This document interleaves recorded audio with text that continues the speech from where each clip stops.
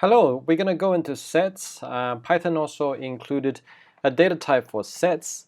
What is a set? A set is an unordered collection with no duplicate elements. So it's very similar to math that you learn in high school as well. The basic use includes membership testing and eliminating duplicate entries. Okay, set objects also support mathematical operations like union, intersect, difference, and symmetric difference. Okay, so let's look at this. Curly braces or the set function can be used to create sets. Okay, curly bracket. So what we have here is a shopping list. So notice that there's some repeat. So let's just do this. And then we have 8 items in this shopping list. Some of them are actually repeated. Notice that if we actually do what you call a curly bracket, the length actually shortens. All right. We can, of course, copy and paste this whole thing and put it here.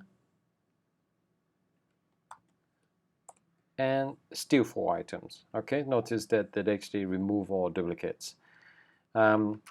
Sometimes what you can do is actually do a test. Is MacBook in shopping list? The answer is true. Is MacBook in shopping list with the small b? The answer will be no. Okay, it's actually case sensitive. Right.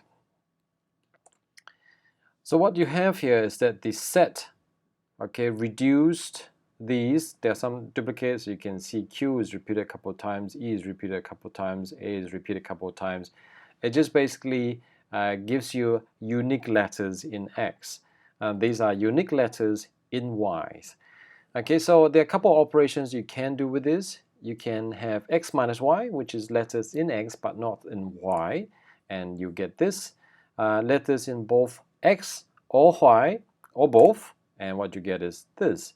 Letters in both X and Y, this is basically what you call an intercept. And finally, X caret Y means letters in X or Y but not both. There you come with the O, P as well.